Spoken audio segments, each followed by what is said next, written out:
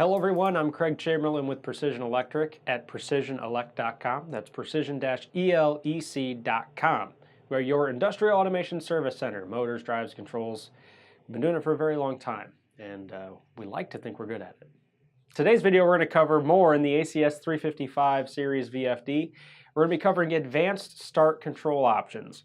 Now in the previous videos, the only way we've been able to change the way our drive starts and stops is by going in and changing a macro. Now that's a great way to do it. Okay, so the macros are basically templates or preset programs that work for most people. But let's say you go through all of the macros, which has all your prints and everything in it, and for your start-stop control you have something unique. You're like, well, I need it to start on a delay, or I need it to stop after a delay. So essentially it's a situation where none of these start-stop setups really seem to fit. Then we're going to look into, you're going to want to look into parameter group number 10. Parameter group 10 is a little further back in the manual, and it is an entire group in the drive dedicated to start-stop control. It essentially gives you all of your options that you can set up this drive for, anything ranging from keypad to digital inputs and delays. And I'm going to show you in the drive here exactly what options we have, and then we're going to go over it later in the video, what each option really does.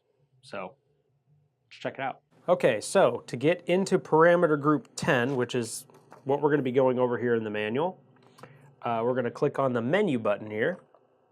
We're going to go to parameters, and we're going to use the arrow keys to go to parameter group 10, which says start stop direction.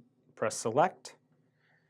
And basically the most important one we're going to look at this point in time is the external one commands. Now this basically is saying it wants to look at what command we want the external start-stop control to be set up for. Now the macro I picked set it up for digital input 1 and 2, which I can actually look right in my manual, digital input 1 and 2, and it gives you a nice description of what that start-stop control looks like. And if I click edit, I can actually scroll through these. So there's digital input 1 pulse, 2 pulse. So that waits for a momentary pulse rather than a maintained start command. Great for start buttons rather than a selector switch. We got digital input 1 pulse, 2 pulse, and 3. So you can use a combination of all 3 inputs. 3 in this case actually is used to control direction. So I got a start pulse, a stop pulse, and I can change my direction with a separate input. And I can go through all these. Keypad, I can make the exclusive start command just from the keypad, start-stop buttons.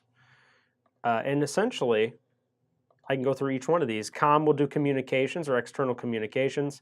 Timed functions will allow you to actually program a timer, whether it maintains a time before it starts or after it starts to stop. So in other words, you can start your motor, wait 500 seconds and just auto shut it off.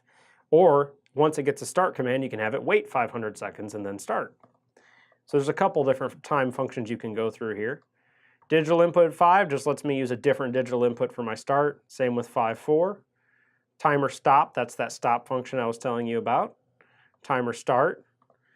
Counter stop, this one's an interesting one. So it can monitor an external counter, and when a counter actually meets a certain criteria, in other words, maybe you have a selector switch that's monitoring parts and it's counting up. You can actually have it after it makes X amount of parts stop the unit. Same thing with counter start. Maybe you're monitoring units on a separate line and it's dropping items on a conveyor. After it drops 10 items, you can have it start the drive. So there's a lot of interesting things you can do here. It also has a built-in sequencer, which for those of you who don't know what a sequencer is, essentially lets you set up multi-step starts. So in other words, run for a minute, stop for 30 seconds, run for 3 more minutes, stop for 10 seconds, and you can actually program an entire sequencer. That is actually beyond the scope of this video, but it does give you the option in this drive to do a sequencer. So essentially, this is where you want to be if you want to do any kind of custom start-stop control, and it is in parameter group 10, parameter 1001, external 1 commands. And then there's also the option of programming a separate start-stop at the same time through external 2. So you can actually toggle between start-stop control options on external 1 and external 2.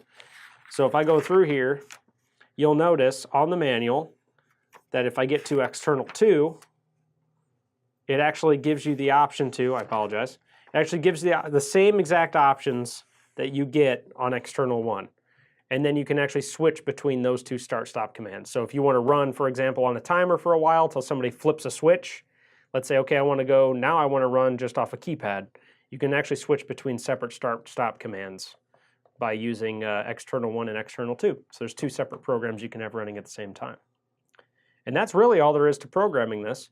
So I usually recommend people just go through this and they go through the manual and they basically kind of experiment and play with it until they decide what will work best for whatever their application is. So as I said, there's a lot of different ways you can actually start and stop the drive. If you have any questions, we sell these drives, we've commissioned them for quite some time, and you can feel free to give us a call. All of our drive sales include support, so if you run into kind of a unique situation, we'll be there to help you out and kind of get you over the hump of figuring out a creative way to get your equipment running. One of the nice things about that too is that it's very flexible. So you can really be creative or simple. If you start with the macros fit most people's needs. Once you kind of dig in, you start to realize that there's a lot you can do with this drive if you really need to. And it's really relatively painless to get that going. So again, that's all there is to this video. Thank you for stopping by. My name is Craig Chamberlain at Precision Electric. That's at precision-elec.com. Your industrial automation and control service center. Drives, motors, controls, new sales, repairs. We've done it for quite some time and we enjoy it, so don't hesitate to give us a call if you need anything. And don't forget to like, share, and subscribe to this video. I'll see you in the next lesson.